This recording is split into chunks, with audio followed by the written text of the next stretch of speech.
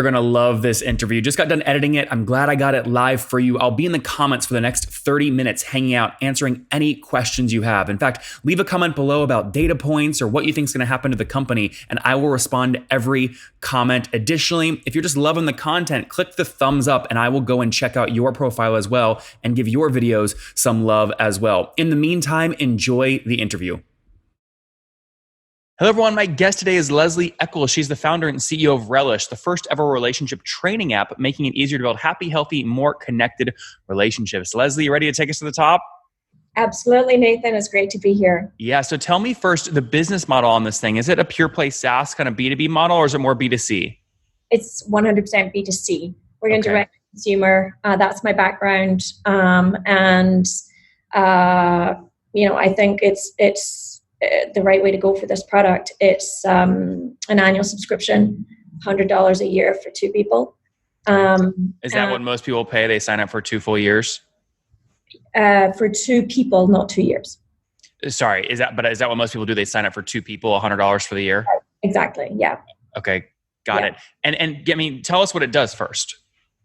So Relish is the first product of my company, which is a relationship wellness company. And Relish itself is an app. It's in the App Store. And it is, it's called a relationship training app. The idea is that it helps you become closer in your relationship. So this is for people who have found the one, they've been together for, say, a year or more, they've moved in together. How do you keep that relationship strong? How do you keep the connection healthy? How do you not let that relationship go stale? Well, Lesley, isn't it just sex? Why do we need an app for this? Good question. There's a bit of a chicken and an egg situation going on there. You have good sex that can lead to a good relationship. You have a good relationship leads to good sex. Which one comes first? Mm-hmm. Unclear. The scientists don't really agree on which one comes first. Interesting. So what we're doing is taking a very relationship-focused approach to this with an underpinning of a healthy sex life as well. So when did you launch the company? What year? We launched in September this year. Okay, so literally a couple of months ago, so 2019. Now, are you bootstrapping this, or did you spend a bunch of money on your MVP? We raised a couple of $1 million from Trinity Ventures and Bullpen Ventures. Yep. Now, but did you? I guess let me ask my question. When did you write the first line of code? We started last year, 2018. Okay, and when did you raise that capital? Was it end of last year as well? Right. Yeah. Okay. Exactly. And how much was that for? 2.2. 2.2. Now, what was the premise of that? Did most of that go towards software development? Absolutely. Yeah. Mm-hmm. I have a team of engineers and product managers who are based in Edinburgh in Scotland, which is where I'm originally from. I live in New York now. I'm building out marketing, content, and coaching over here in New York. Mm-hmm. Now, how were you able to raise 2.2 million for this kind of B2C relationship app back from scratch, basically on day one? Right. It was. You're a hell of a salesperson. That's what that tells me. Yeah, I had a PowerPoint deck. I had trialed it with a very, very basic MVP. I had trialed with about 50 to 100 people, and the results I saw were really, really strong. And results measured by what? Measured by the outcome that it had on people's lives. Mm-hmm. Did they enjoy the experience? B, did it make any sort of a difference to their lives? And how did you measure the difference though? I interviewed them. I asked them, how did it make them feel? What went well? What did not go well? And do you want to keep using this product? Would they give you honest answers? They know you're the creator, you're putting your life into this thing. Would they lie to your face to keep you happy? I'm in New York. What do you think? Actually, very good point. But they are your friends, right? I don't have that many friends, Nathan, to be honest. These are people that I vaguely knew in some respect. And okay. I absolutely said to them, look, I'm not going to be precious about this. Tell me. So 2018 first line of code. How many engineers do you have working on this today? I have 4 engineers. 4 folks. And what's the total team size? 6 or 7? We have 10. 10. Okay, 10 people. That's good. So you obviously included in that. What are the other 3? We have a designer, a data scientist, and a head of content. Okay, so you're pretty full there. Now, have you burned through the full 2.2 million or on the MVP, or is some of that still in the bank? Yeah, we're good. We're good. We've got a bit of runway left. Yeah. So look, one of the things I'm always curious about, especially with B2C, is what folks typically spend just to get the MVP out the door. So between your first line of code and your first customer, how much did you spend building the MVP? I mean, you say first customer, like we did customer development at the same time as product development. We're first paying customer though. First paying customer, how much did we spend by then? A few $100,000. Did that feel like the right amount for what you built, or could you have done it cheaper looking back? No, I mean, this is not a straightforward, this product is actually pretty complex. So we use a lot of algorithms to make sure that the advice plan that you served is the right advice plan for you. So it's not if you look at a product like Calm or Headspace in the meditation space, that's self-serve. So they just have a huge content library that you can go in and dip into. What we're building is really a back engine which will serve up the right content for you based on what we know about you as a person and based on what we know about the relationship that you're in. Yep. Now, are you also having to pay for people like Mark Williams, LMHC, and Muni Visco, JD Certified Life Coach? Are you having to pay them to create content for the platform and create stickiness, or no? So those are our coaches. Our coaches are dealing with our customers on a one-to-one basis. We create our content. We have a head of content who's Caitlin, you might see on our website. And she is producing the content along with some freelancers. Okay. So you don't, outside of those 10 people, you don't have anyone else that you're paying full time. These coaches are doing it out of the goodness of their heart? They're working part-time. Okay, they are part-time. So how do you make the economics work? How can a coach spend one-on-one time with someone that's only paying $100 a year? They must be dealing with thousands of customers each, right, to make the economics work? Well, I mean, the touch points are, there are certain touch points within the app where you're allowed to talk with the coach. So, you have, when you first sign up, you'll tell them what the presenting problem is or the situation that you're in. You then will do some lessons, and then you get to talk to the coach again as a result of doing those lessons. So it's not, it's not like Talkspace where you just would have, where you would have hundreds of interactions in a week, maybe. This is much more a controlled experience with the coach. I see. Okay, so you build the MVP over a year. You launch August 2019. Apple names you the app of the day, 4.8 star rating. We're now 2-3 months after that. How many customers have you signed up to the platform to date? So we have about 50,000 downloads. I'd rather not go into the exact numbers with you, but I'm pleasantly surprised at how quickly it's growing. Okay. Why do you say you'd rather not go into the numbers with me? Obviously, I like to talk about paid customers and how they're using the application. Is it just you haven't turned on the paywall yet? Oh, no, we have absolutely turned on the paywall. Okay, so you do have paying customers. Yeah, we do. Absolutely. Look, Nathan, my background, I don't know if you know this, but my background was, I was one of the founders of FanDuel. And if you know about FanDuel and the story behind that, we got into quite a competitive battle with our number one competitor. DraftKings. Right, exactly. So, when I'm building my next company. Was that a good outcome though in the end? An outcome for who? Both you, well, actually, I mean, you were in FanDuel. So for you and DraftKings, obviously, you guys were acquired by Paddy Power Betfair. I mean, was that a good outcome for you guys?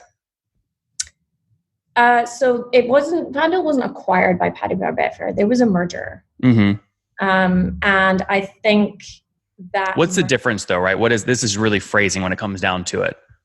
Yeah. I mean, from a legal standpoint, there's a big difference. Well, yeah. Educate us on that difference. I'm not aware.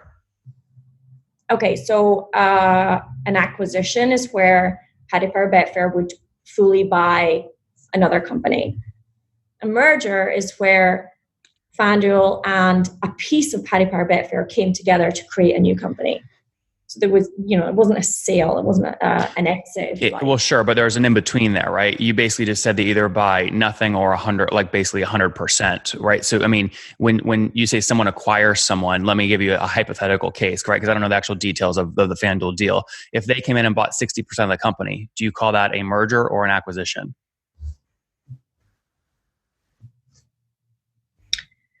The way that this deal was created was there was a new company created, which was called Panda Company. And that was created by the FanDuel board. And that company was merged with the US assets of Paddy Power Betfair.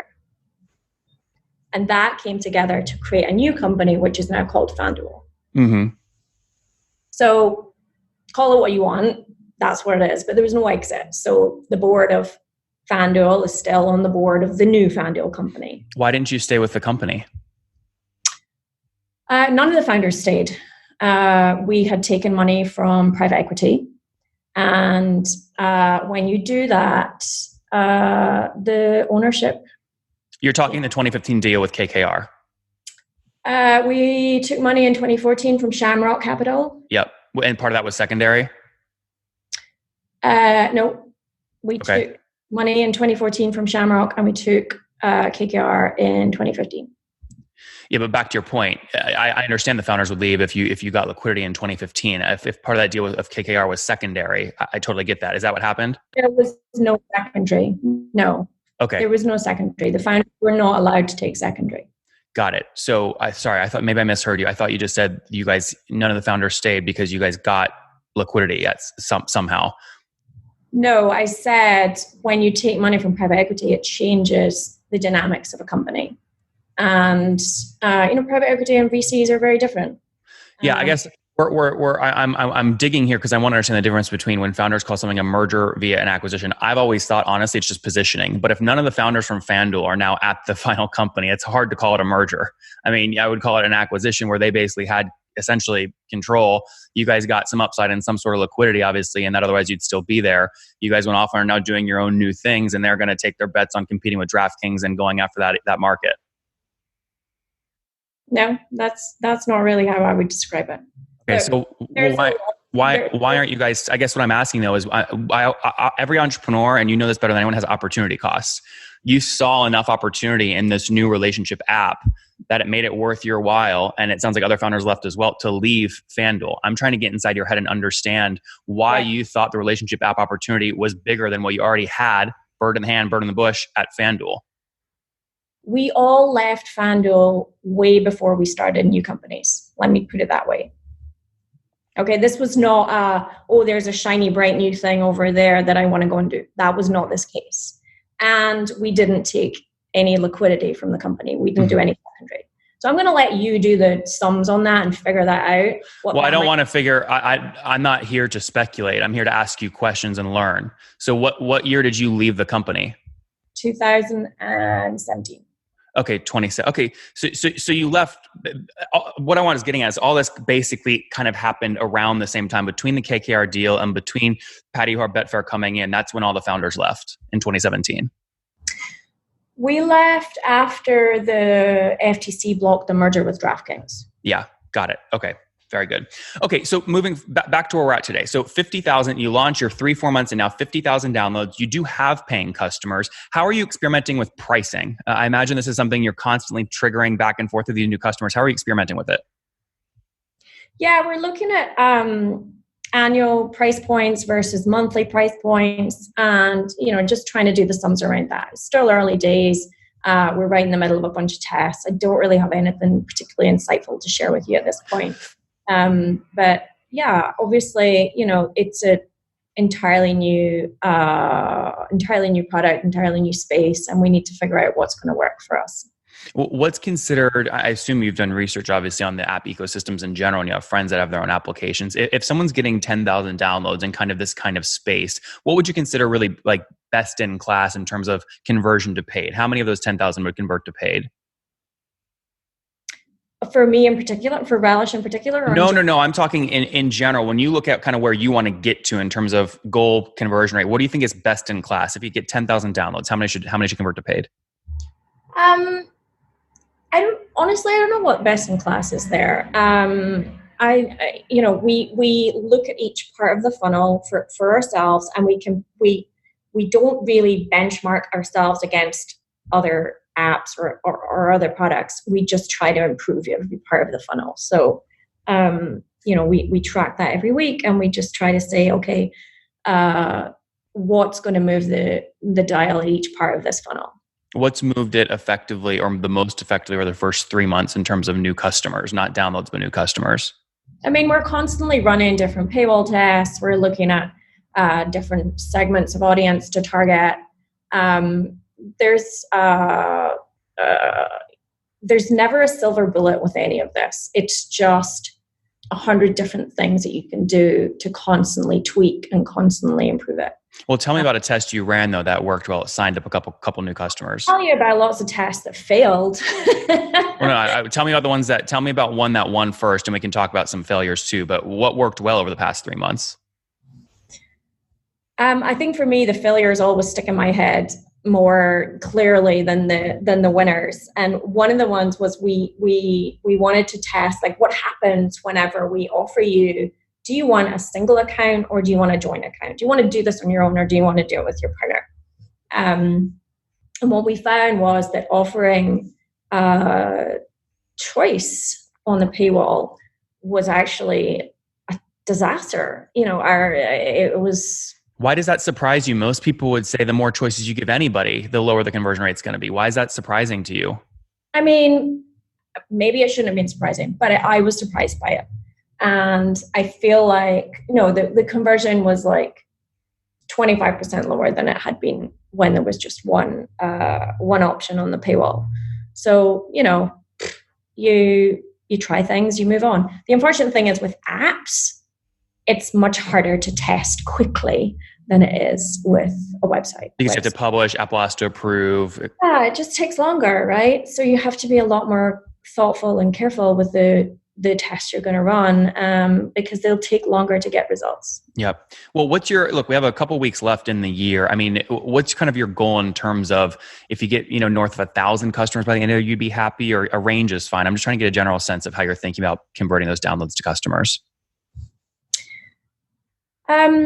So I think the way that I think about it is it's less about having a big goal for a number of downloads, and it's more about setting those goals for the unit economics that you want to hit, and figuring out what does that look like for retention if you make those changes. So for example, for monthly, we launched a monthly option last month. How much is it per month? It's $15 per month. Okay. So what does that look like for retention? We don't know yet.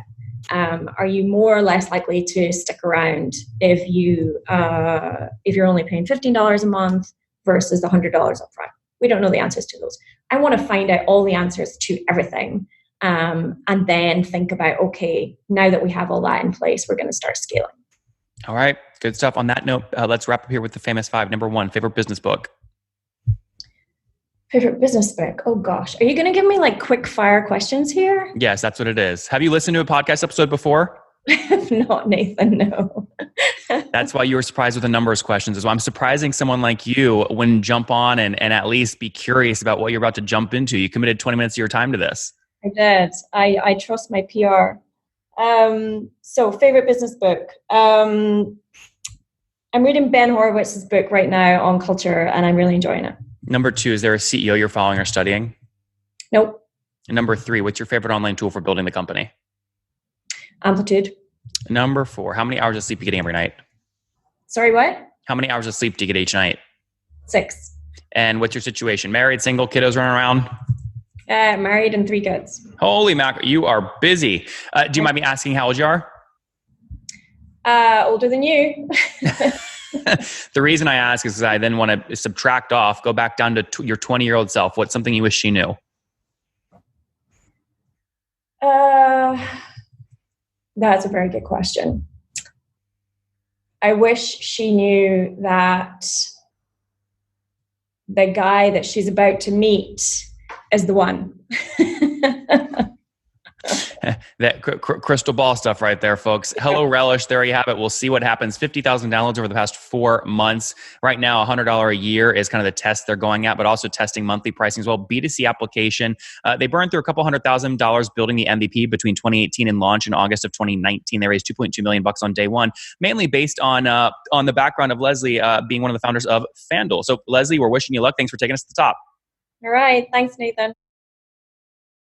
You guys know I fight like heck to get these data points for you from these CEOs that rarely do these kinds of shows. If you want more shows like this, make sure you subscribe right now. We're trying to get 10,000 YouTube subscribers by the end of September here, 2019. And it would mean the world to me if you clicked now to subscribe. Additionally, I've got 2 more great interviews for you. If you want more data points from the world's leading SaaS CEOs, click and watch one of them right now.